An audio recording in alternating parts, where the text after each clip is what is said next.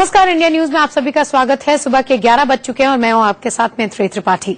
आज यूपी दो बड़े हादसों का गवाह बना। पहला हादसा गोरखपुर में हुआ, जहां लखनऊ बरौनी एक्सप्रेस और कृषक एक्सप्रेस में आमने सामने से टक्कर हो गई। इस हादसे में अब तक 15 लोगों की जान चली जा चुकी है। जबकि दूसरा हादसा बरेली में हुआ, जहां सेना का एक हेलीकॉप्टर अभ्यास के दौरान नदी में गिर गया। हादसे में पायलट, को पायलट और इंजीनियर की मौत हो गई है।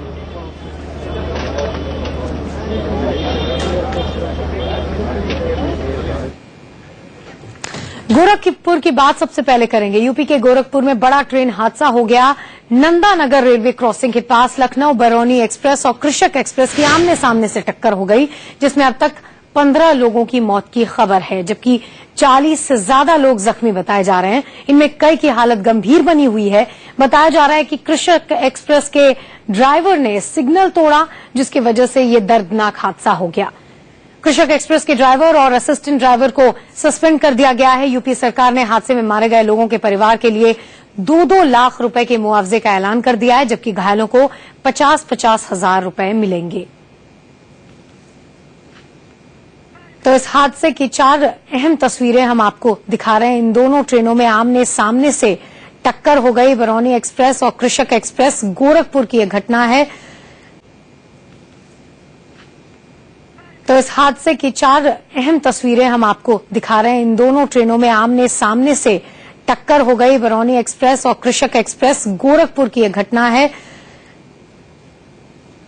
रेस्क्यू ऑपरेशन यहां पे लगातार जारी है, लेकिन सबसे बड़ा सवाल ये है कि आखिर इसका जिम्मेदार कौन है। सिग्नल तोड़ के कैसे ये गाड़ियां एक दूसरे से टकरा गई।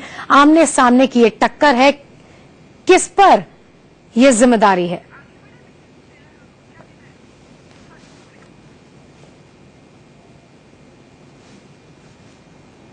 तो यूपी में बड़ा ट्रेन हादसा हो गया। सुबह सुबह की यह घटना है, जब गोरखपुर में यह ट्रेन हादसा हुआ। बरौनी एक्सप्रेस और कृषक एक्सप्रेस आपस में आमने सामने टकरा गई।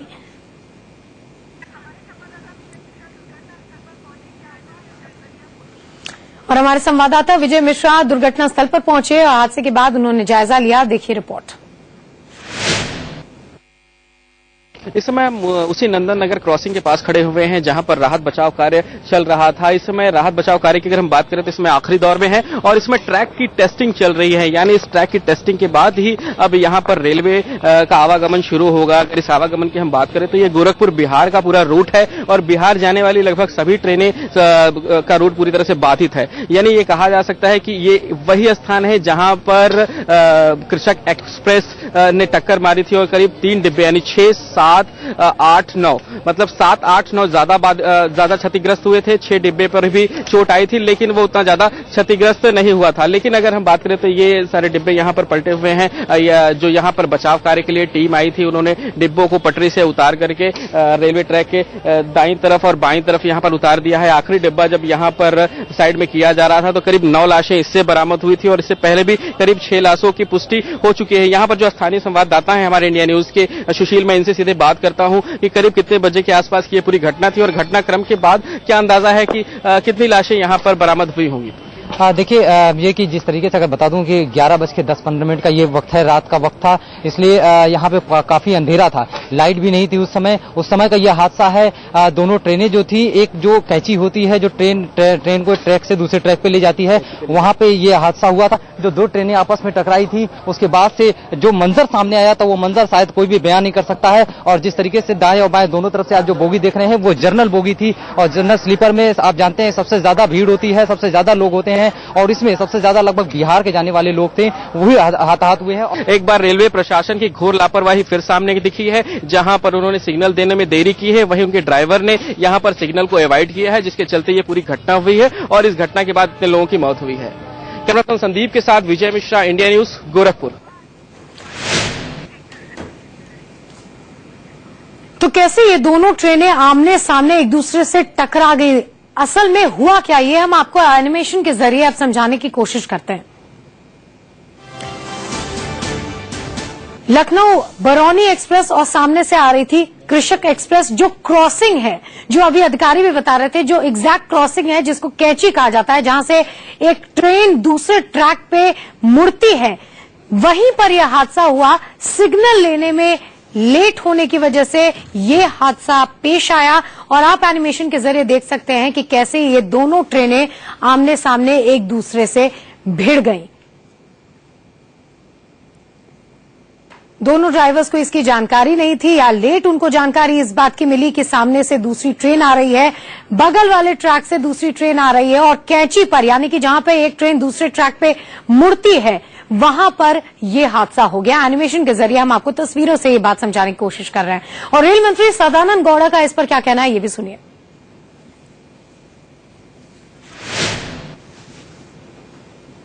Accident was due to the loco pilot overshot the up-hook signal near Gorakhpur. The loco pilot and driver they are suspended immediately. We have announced ex gratia of ₹2 lakh for the deceased and 1 lakh for the grievously injured and 20,000 to the simple injured persons.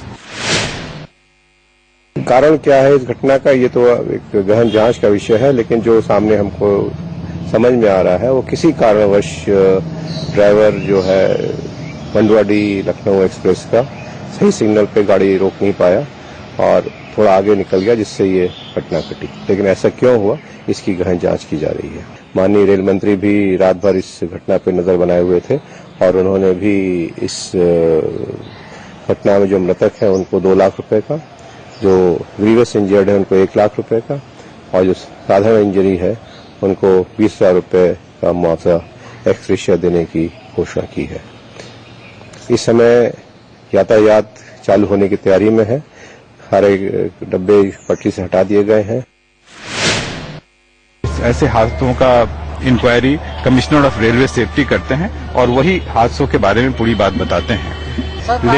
लेकिन जो चीजें सामने में देखने से आती है उसमें एक मुख्य कारण हो सकता है कि ड्राइवर किसी कारण से सिग्नल ओवरशूट किया हो, लेकिन ये कंफर्म नहीं है। ये हम लोगों की टेक्निकल पूरी छानबीन होती है, सबसे करते हैं। उसमें एक मुख्य संभावना ये हो सकती है, हम इतना कह रहे हैं। फाइनल जब सीआरएस इंक्वायरी करेंगे तभी वो बता सकेंगे और कर देंगे कि तो मुआवजा हमारा स्टैंडर्ड है रेलवेज का, वो मुआवजा सब लोगों को दिया जा रहा है। 90% लोगों को मुआवजा दे दिया गया है कैश में और जितने आगे जो जरूरत होगी उसके हिसाब से और तैयारी की जाए।